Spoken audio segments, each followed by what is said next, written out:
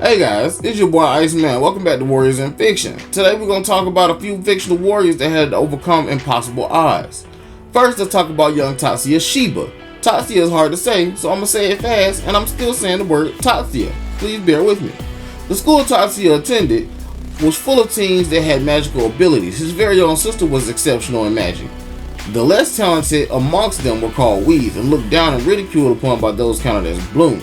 Tatsuya was in fact unfortunate when it came to magical talent, therefore he was considered a weed. Not even his family had any faith in him, but they had all the faith in his sister. However, Tatsuya trained in martial arts daily and had become a master in hand-to-hand combat. He was really smart and could read magical sequences, therefore most people thought maybe he could be a professional magic user, but he wasn't. He had no practical magic talent. He could look at these sequences and tell what they were going to do before they could even cast them. This raw strength and ability landed him a spot on the school's discipline committee, where he would proceed to show the entire school that he was better than even their strongest. Next, let's talk about Naofumi Iwatani. Naofumi was accused of forcing himself on the nation's princess. That's the most important hurdle he had to face. Naofumi was summoned to another world and given a shield, making him the shield hero. The nation he was summoned to immediately hated his guts. He didn't ask to be summoned to this world, but he was. And he got schemed on almost instantly, mistreated and robbed. That was only in the first episode. What? Despite this, Naofumi began to show the people that he was truly a good guy. Even the king and the others constantly tried to ridicule him and humiliate him, and in the end, it fell to Naofumi to save everyone, and he did that. People began to see the bull behind the king's facade, and once the queen got involved, she really had to bring the hammer down and told everybody, hey, y'all about to stop disrespecting this shield hero, because this shield hero wasn't even supposed to be here in the first place. Y'all disrespecting this man, he just trying to help y'all. He ain't do nothing to y'all other than have a shield, and this how y'all acting. Yeah, the queen had to step in and do that. In this world, the queen is the boss, and the king do what the queen say. So, you know what I'm saying? That's how it went down.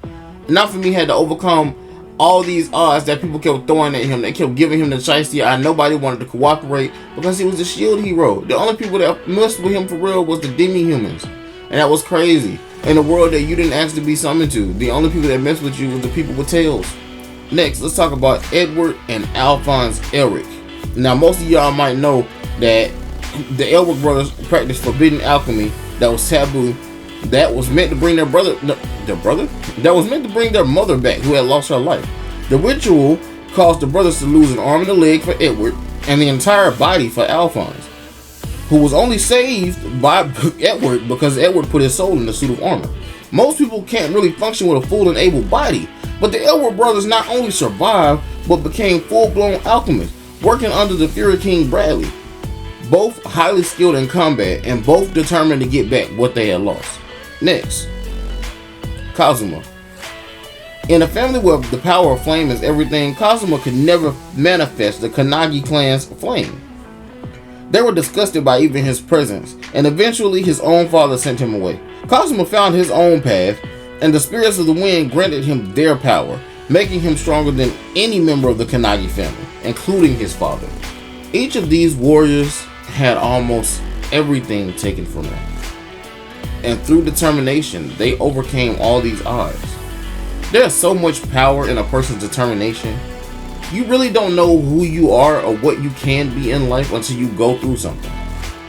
Having the mindset to overcome hard times very well often lead to doing just that. Tatsuya had something to prove, but not to every other student, but to himself and his sister.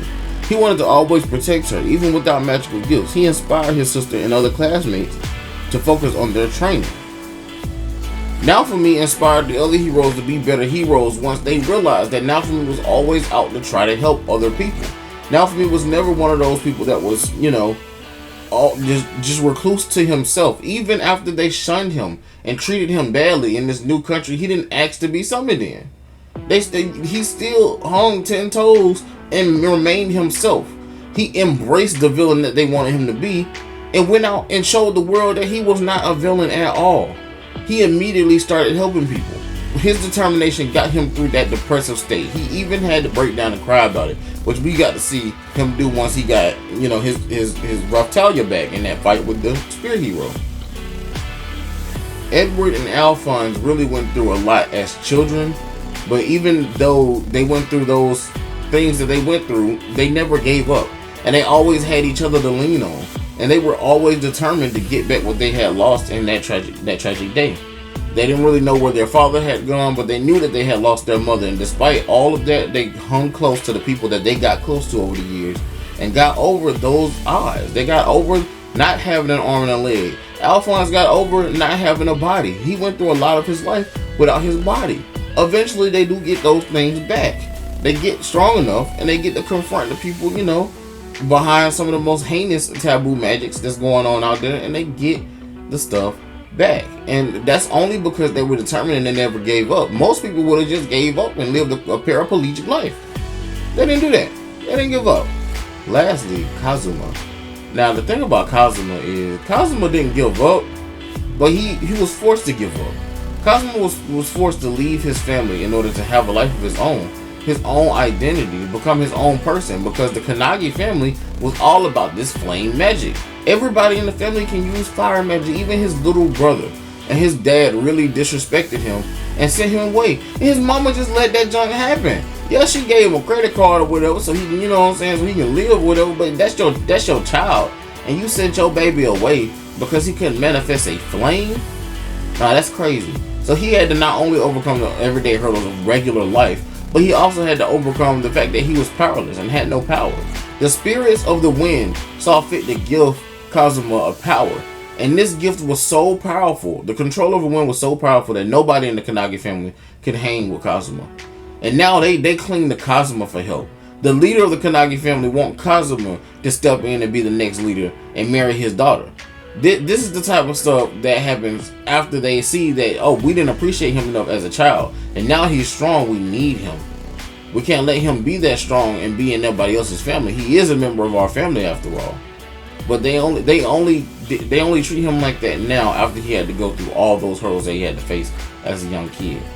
Despite what you go through in life or whatever you lose, don't lose your determination. You're gonna go through things and you're gonna have low points, and it's up to you to remember that there's something on the other side. The trouble don't last always. The storm never lasts forever. You will make it through. As long as you stay determined, stay mindful, and pray about it, you will make it through whatever obstacles that face you.